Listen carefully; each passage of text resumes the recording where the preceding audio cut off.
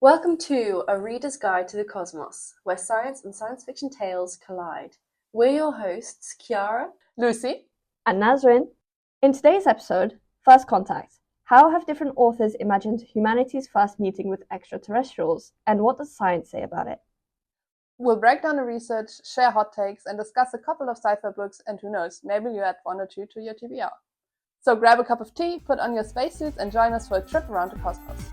15, 13, 12, 11, 10. We have go for main engine start. 8, 7, 6. We have main engine start.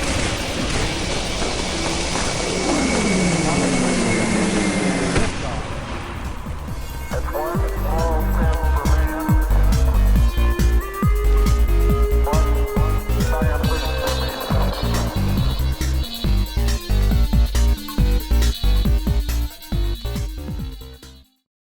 Alright, so Chiara, what is First Contact?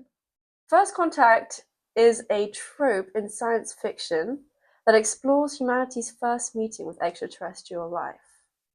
So it's interesting how in older science fiction stories, like classics by H.G. Wells, they lean towards more hostile invasion narratives, whereas modern stories like Arrival, which is a movie but it's actually based on a short story that we're going to talk about more later, explores topics like communication instead of war.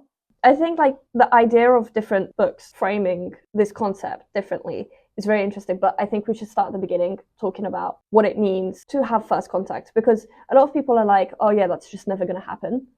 So we haven't done it in the past 4 billion years.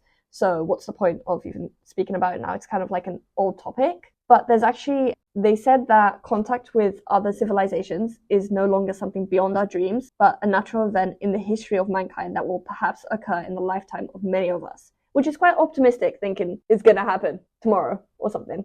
I can't imagine it's that far off. So we're already developing a lot of space travel, and once we manage to improve the way we go about exploring space, then I assume at one point we'll find a way to go to different galaxies, different star systems. I guess that's not something that would happen in our lifetime, probably. But I think we also have the other way around, the opportunity, the possibility of aliens coming to visit us, which could still be happening and just hasn't happened yet.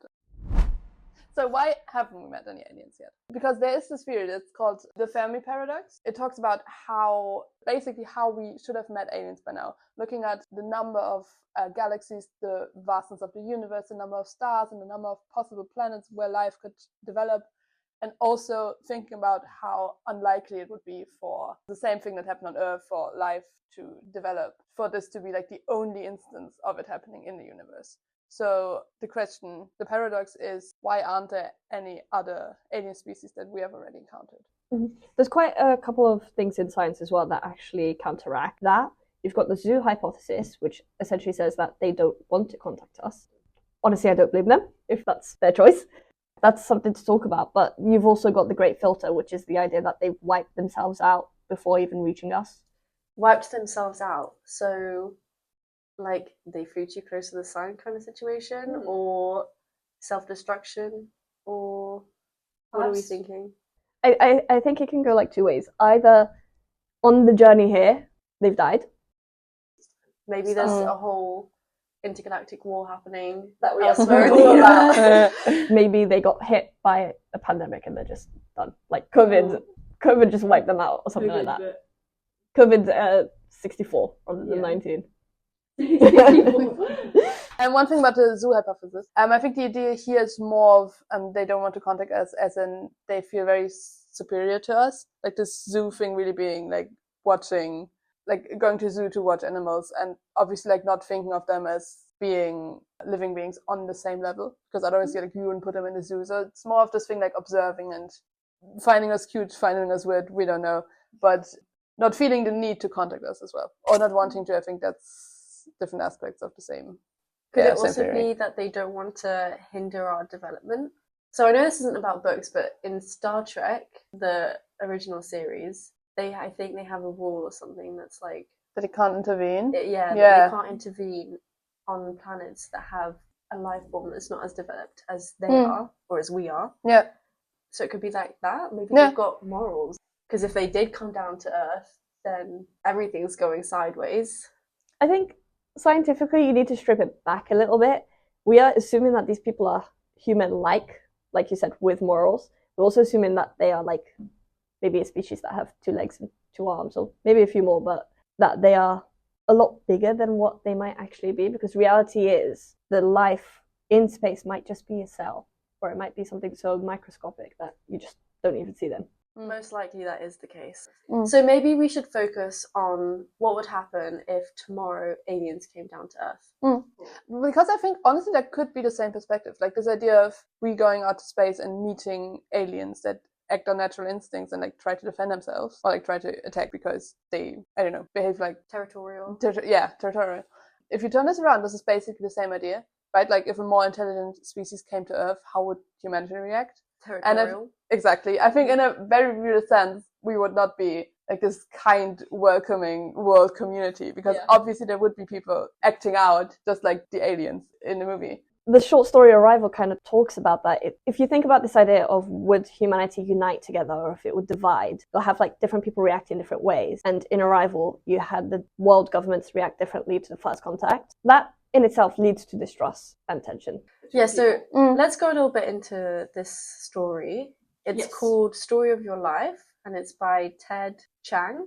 Well, to anyone who hasn't read the story, we'll keep it very brief. This is a story in which these alien pods, like space pods, like spaceships basically, they come down to Earth and they settle down in different locations and they kind of just sit there. And different governments react differently to those space pods.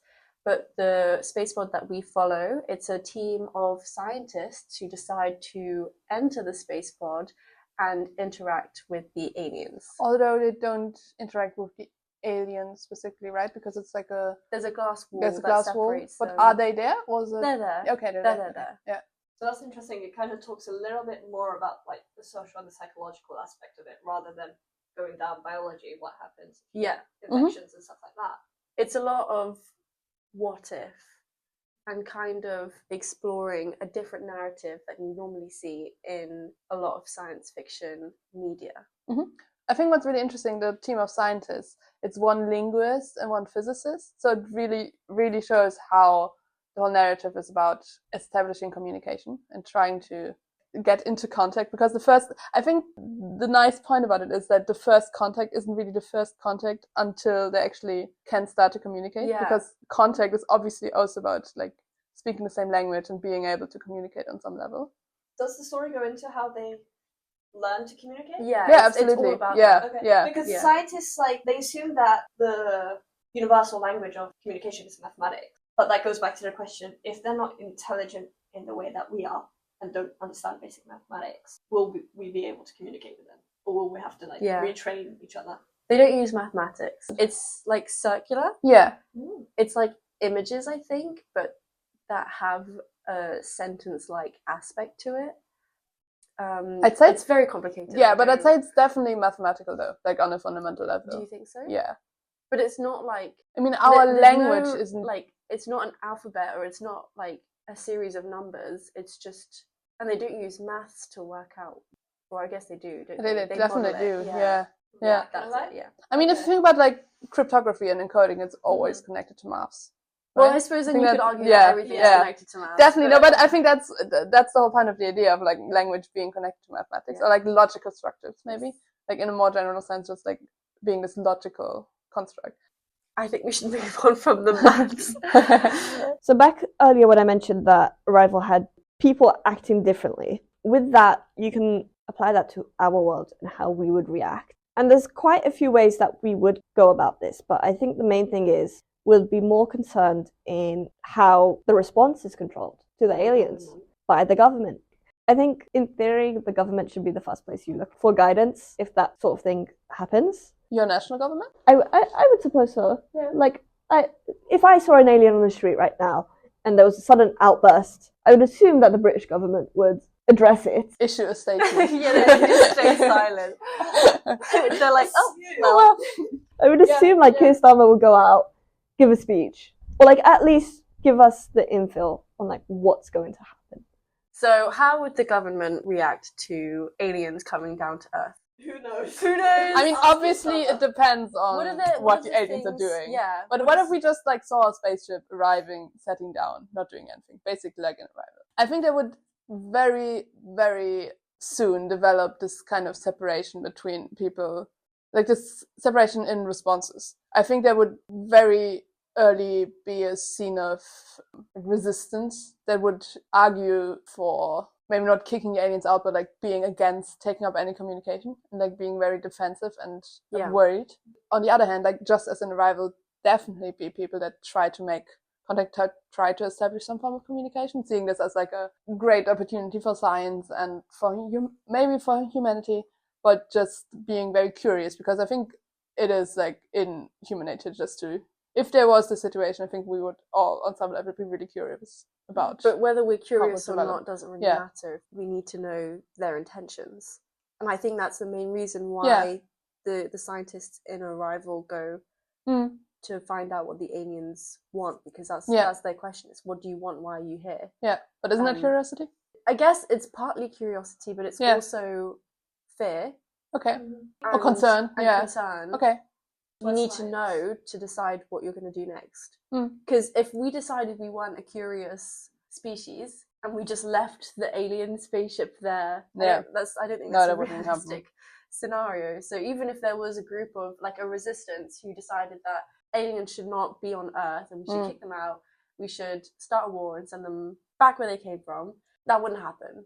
The government, I'm hoping at least, would stop that from happening if the alien species just landed on Earth, because you can't do that. Do you know what I mean? I think taking like just the way the world works and the way governments work, I have a feeling that the first thing would be to not cover it up completely, but contain what the media puts out.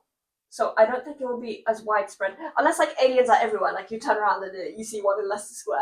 Like maybe then, maybe not. I think part of the government's job is to make sure that people aren't scared, and so they'll have to prevent mass panic. Exactly. Yeah. You don't want mass panic, so they're gonna have to reel it in somehow, and then hopefully they would advise on like what's happened. But with the curiosity things, I think that's where like science is based. Science is based on curiosity and us wanting to find things out. I think what's also important, this idea of like national governments, like the British government's issuing a statement. Obviously, if aliens were going to arrive on Earth, it would be like an Earth-wide problem. So I'd say, like ideally, obviously, I know that's not the current situation of the world, but we would need people to like represent all of Earth. So if in this case, where as an arrival, it's not just one ship arriving in one country, which would also be problematic, we need something like the United Nations. I think it really calls for a global response instead of all national governments setting up their own operations. I think that's unlikely. Yeah, definitely. But but what we do really need is a plan. If aliens came down to Earth, we need to have at least an idea of the different possible ways we would go about dealing with it. And if we wanted to form a global government, I guess, how would we go about doing that? I think the idea of setting up a plan, should it be a nationwide plan or should it be a plan for the whole world? I mean, it's just a plan as in a suggestion on how to act that nations can then follow. I mean, logistically, getting people in a room to discuss that might be a bit difficult. Very different. Yeah. If you went to every country and were like, come to this meeting where we discuss this, they'll be like, are you kidding? That's a work of fiction. So if we don't look at just the governments, how they would react, but also how individual people would react, and I think especially in like this sense of social media being a thing, like how maybe mass panics could spread, how just conspiracy theories could spread, like fake news. I think that would be a really, really big problem. And I just want to mention one book that really nicely explores this narrative, and that's an absolutely remarkable thing by Hank Green. And it talks about the arrival of an alien life form, but in the sense, a bit like an arrival where it's not really first contact, but it's just like all these statues popping up around the world. And then our main character, she goes viral because she happens to be the first person to take a video with like one of the statues and like making everyone aware that this is happening and like at the same time. And just this like basic setup, I think it's really realistic how this would blow up on social media and be like a thing where everyone obsesses about it. Obviously, it would. I don't think it wouldn't be something that governments could control the information on. Yeah. Actually, there's a similar thing that has happened. So back in, I want to say maybe 2020, 2021, Area 50 was a big topic on social media. Area 51, sorry. And essentially there was this whole list of like people getting together and being like, on this day we're going to storm Area 51. I remember that. Yeah. The list was so long. There was thousands of people on it. And then in reality there was like 5 people who showed up. And they just ran. Which is still 5 too many. They just ran into the like military zone. But the idea is that social media is such like a powerful tool. Yeah. And well, clearly not that powerful. I think maybe people were too ambitious with their plans there. But the concept that people were willing to take this is still there, and you can still apply this for here, because if someone's live streaming an alien, a lot of people are going to join it, and then a lot of people are going to start the discussion on social media. You've got discussion platforms like X, Reddit, etc. Yeah. And conversations can get really big, but it's also like you get a lot of misinformation with that. So definitely, it's not a reliable source. Exactly. And with that comes a lot of fear mongering, where people are just having unnecessary fear put into them. Well, I mean, maybe necessary, right? Maybe. We know, because if we actually had, because we talked a lot about the aliens not being directly bad, or like being friendly or being very reserved, so we don't know what they're up to. But just hypothetically, there could also be the scenario where they're just more intelligent than us, don't see us as life forms that deserve, I don't know, living on, like the free will. Deserve. They just don't regard us as life forms on the same level. So it's more as like sub. Yeah, exactly. Like lower life forms. Sub-intelligent. So they would just be very dangerous to us. So they, I don't know, would take over Earth in the worst case. So then maybe this would still probably spread mass panic or not help the cause, but people would be right to do so, because they would be like rightly frightened. Because maybe in the end there is nothing that we can do. If aliens come down to Earth and they're more intelligent than us and they decide, here's what we're gonna do about your planet, realistically, what can we do to stop them if they're more intelligent than us and they've got the resources and clearly they've managed to travel space? So there's a great quote that's very fitting to this by Stephen Hawking, actually. If aliens ever visit us, I think the outcome would be much as when Christopher Columbus first landed in America, which didn't turn out very well for the Native Americans. So I think it's this whole idea of humanity or Earth being colonized by a different species, with just in this aspect, for example, of like alien pathogens. So this could be a disease, biohazard, like a disease spreading that we have, like our immune system has no idea about. So it could potentially be really, really dangerous, even without the aliens actually having any bad intent. Yeah, they might just not be able to control it. They're just like, unfortunately, spreading disease by existing.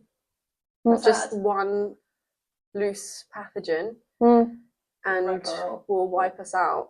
I mean, even a pathogen that came from Earth almost wiped us out. Well. Yeah.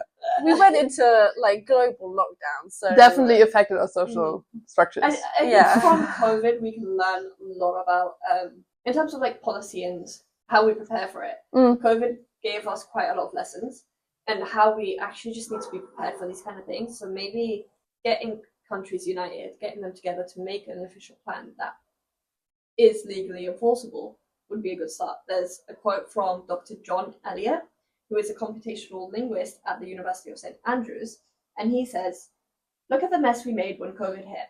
We'd all be like headless chickens.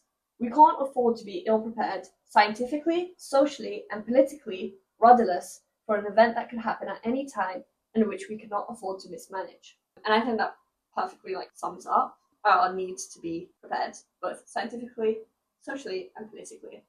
On a different level, no, on the same level. I think here the problem is, though, that because this is not an imminent threat, this is not how human psychology works. Like the same for climate change, basically, right? So we can't focus on different crises at once, at the same time. So when we have some like potential crisis that might happen, but we don't have any clues about how likely it is, well, we can like do some calculations, but in a much more real sense, we don't know if it's going to happen, when it's going to happen, how it's going to happen.